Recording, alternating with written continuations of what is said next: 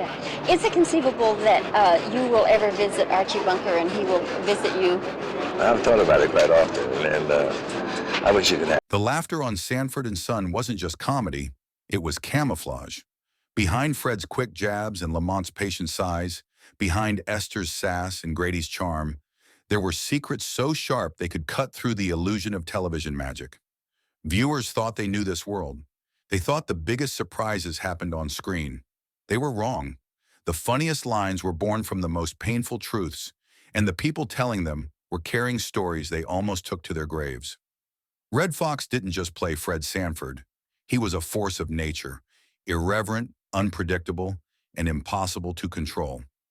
Before the world knew him as America's favorite junkman, he was the undisputed king of blue comedy. His stand-up was raw, foul-mouthed, unapologetic, and absolutely not meant for kids. He had been grinding in smoky Harlem clubs since the 1940s, first as a mime, then as a singer, and eventually as an MC who could own any room. Baltimore nights turned into big city tours, and by 1947, working with fellow comedian Slappy White, Red was pulling in $450 a week, a fortune for the time. But his real breakthrough came in 1964, when NBC's Hugh Downs caught his act in San Francisco. Even with executives whispering about his dirty material, they put him on the Today Show. After that, talk show couches became his playground. Johnny Carson, Merv Griffin, Mike Douglas. In Vegas, he was making $4,000 a week. By the time Sanford and Son hit, he was pulling $35,000 per episode and sitting in TV's top 10 for almost the entire 5-year run. But Red wasn't satisfied. He wanted more. In 1974, he demanded $25,000 a week, plus $1 extra, just so he could officially earn more than Carol O'Connor from All in the Family. When the network pushed back, Red walked. You started doing that. How many times did you get fired? Well, I never got fired. I always Really? quit. Even if I was fired, I quit. 9 episodes had to be rewritten with Fred Sanford gone, and NBC sued him for $10 million. But they couldn't risk losing their star.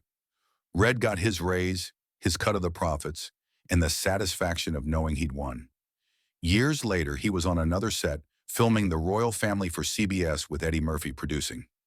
It was October 11th, 1991, during a rehearsal, when Red grabbed his chest and collapsed. The cast and crew froze. They'd seen this before. Fred Sanford's famous fake heart attack, the "I'm coming Elizabeth" bit. They laughed. They waited for the punchline, but it never came. By the time they realized this wasn't a joke, Red Fox was gone. The man whose most famous gag was pretending to die of a heart attack. I've never had pains like this before. Oh, this is the worst one I ever had, son. Had just died of one, for real. And here's the cruelest part. At the height of his fame, he was drowning in debt. The mansions, the cars, the high-roller lifestyle, it all came at a price. By 1983, he filed for bankruptcy.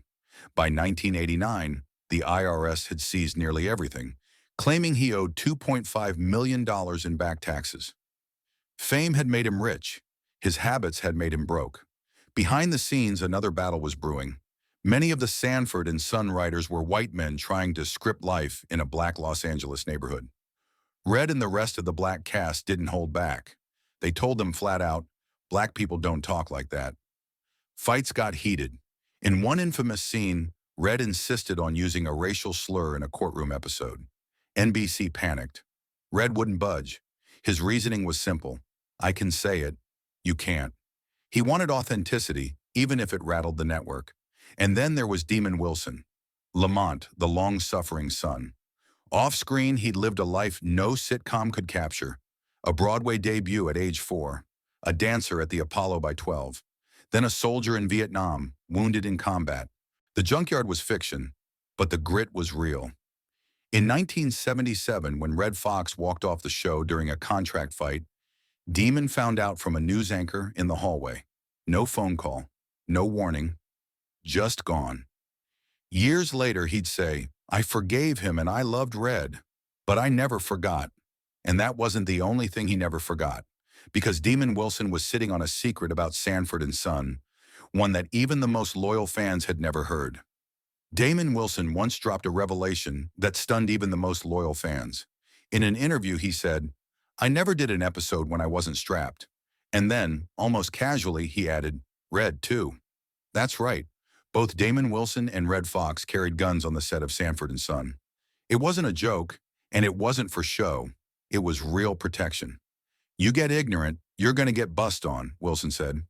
Suddenly, the set that looked like a harmless junkyard felt like something out of a crime drama. When the cameras stopped rolling, Damon's life took a turn no one could have predicted.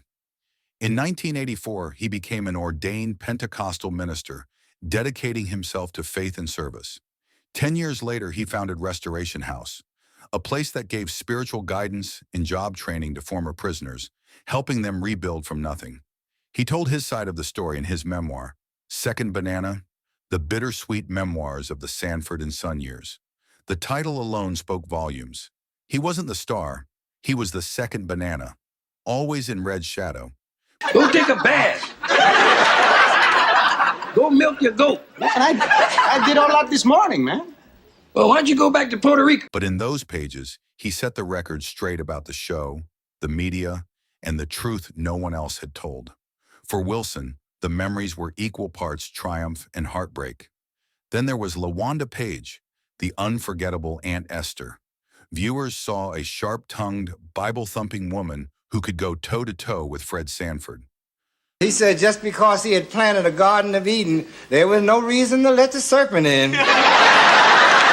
But before television, Lwanda lived a life that was as dangerous as it was dazzling. She was known as the Bronze Goddess of Fire. Her act was no gimmick. She literally ate fire, lit cigarettes with her fingertips, pressed burning torches against her skin. She burned herself more times than she could count, but in her mind, that was the price of survival. When she left fire eating behind, Lwanda didn't go to clean comedy. She became a queen of blue humor, raunchy, raw, unfiltered. She released comedy albums packed with adult jokes about race, sex, and religion. One of them, Watch It, Sucker, went gold. The title was pure Aunt Esther, but the content would have shocked network TV. She and Red Fox weren't just co-stars, they were childhood friends from St. Louis, and that friendship saved her job.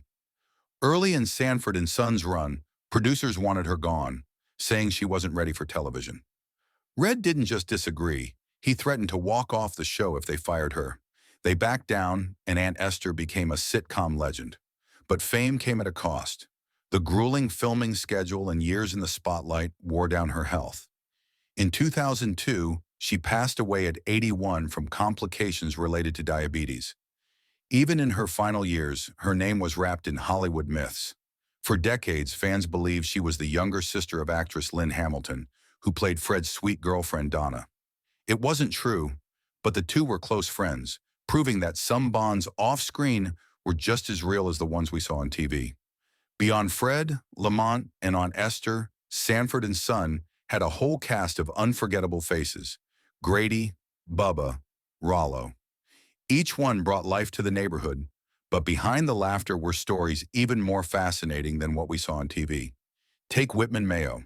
Fans knew him as the slow-moving, wide-eyed Grady Wilson, Fred's best friend and partner in every half-baked scheme. But here's the shocker.